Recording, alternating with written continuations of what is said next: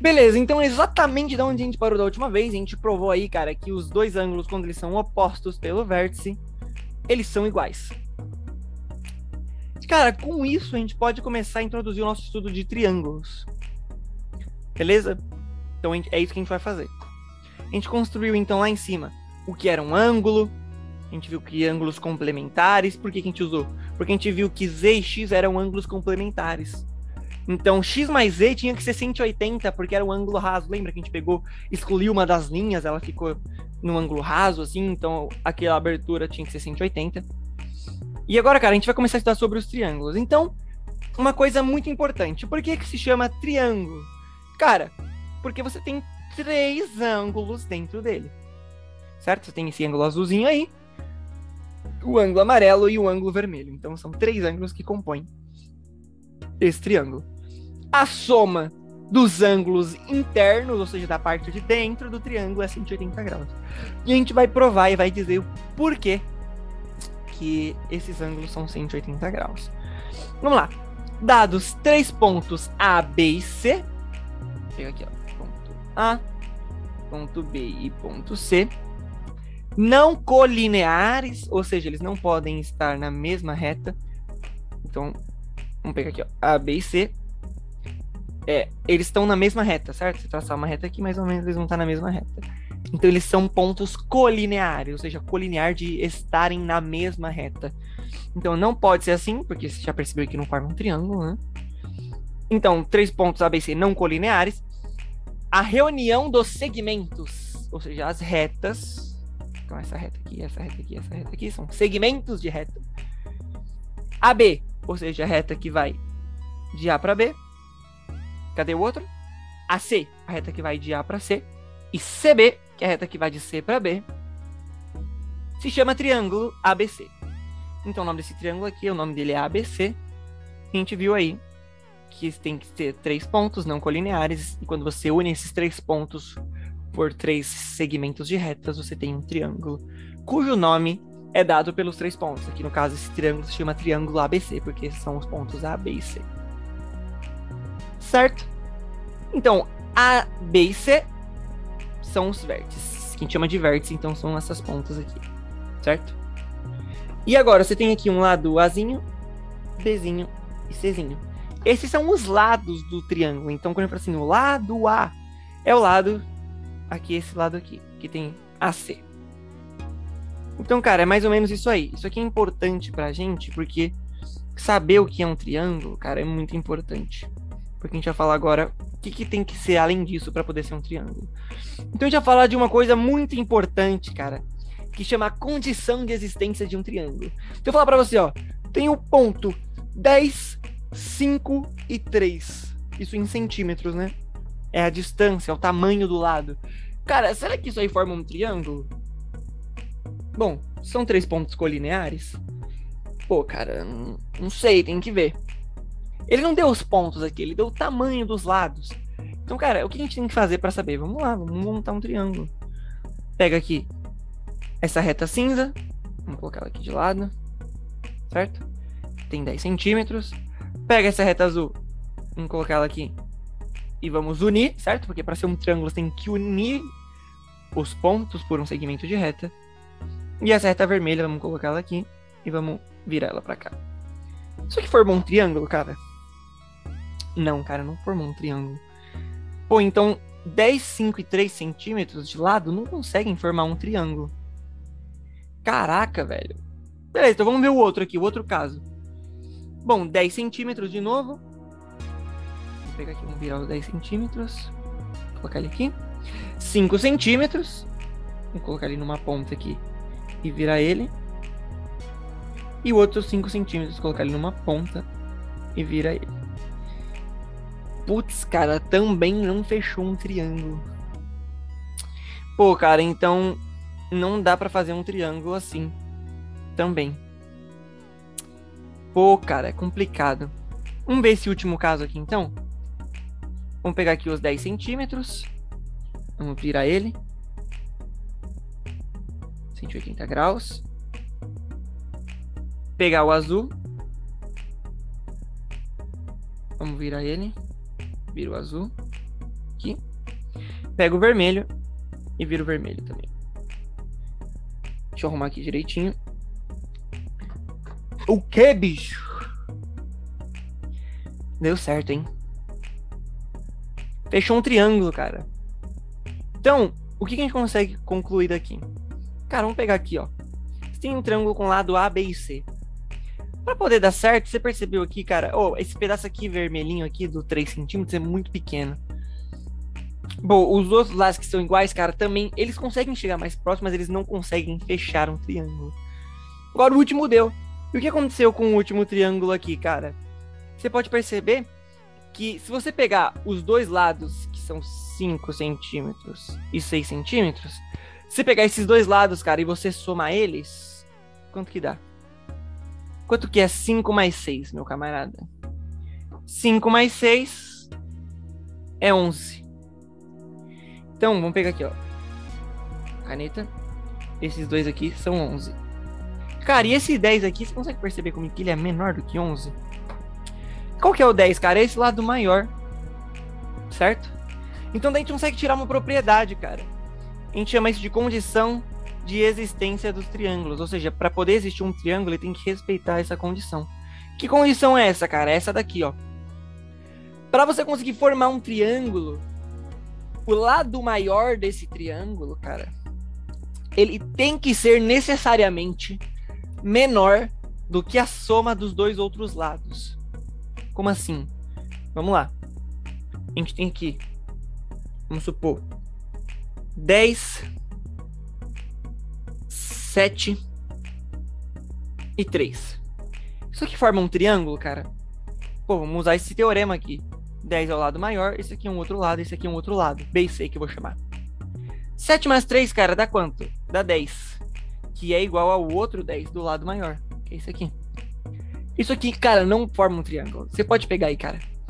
Pega aí, mede aí um lápis com 10 centímetros, faz um desenho 10 centímetros, um desenho com 7, um desenho com 3. Não vai fechar um triângulo, cara. Não vai.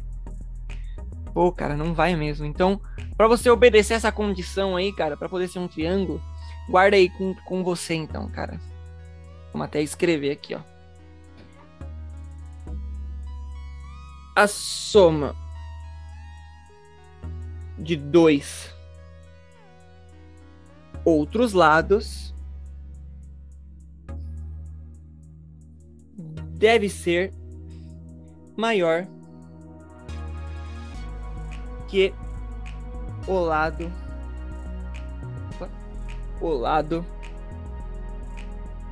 maior.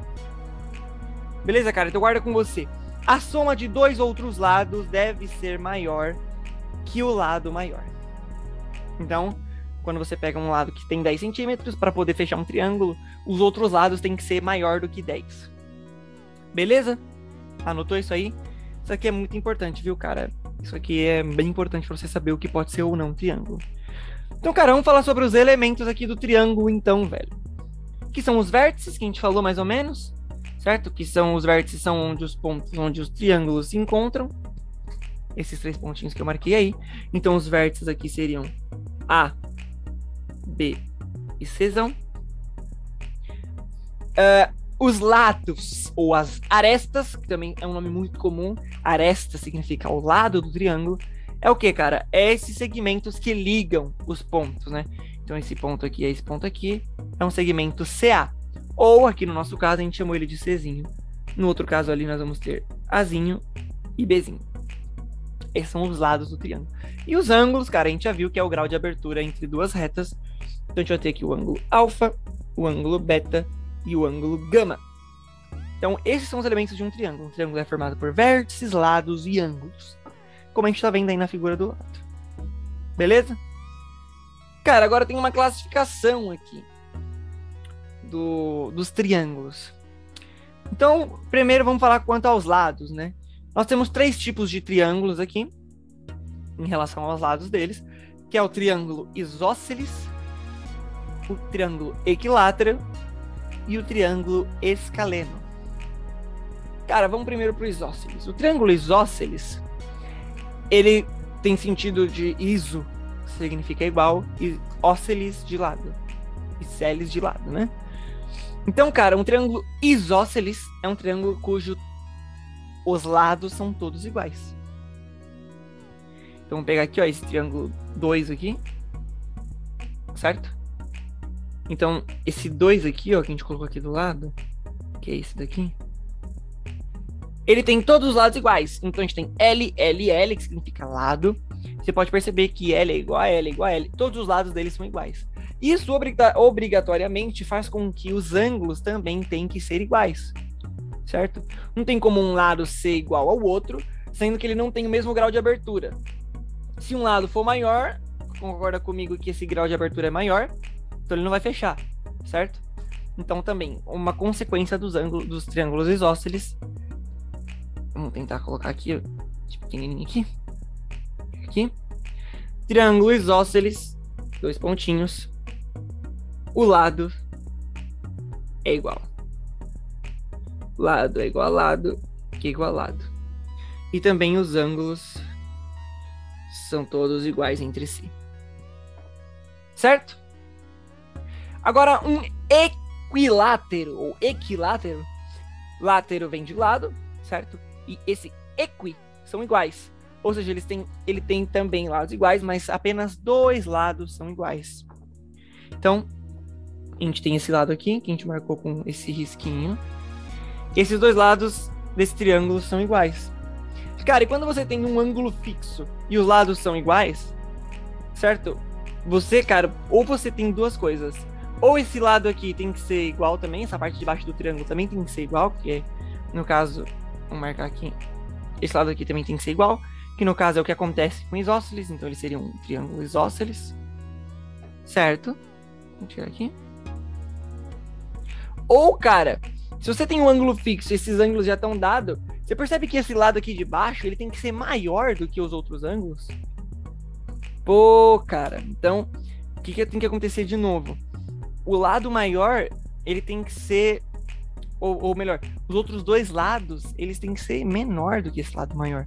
Porque senão não dá, cara. O lado maior, esse outro lado, ele deve ser maior, porque senão você não consegue fechar o triângulo.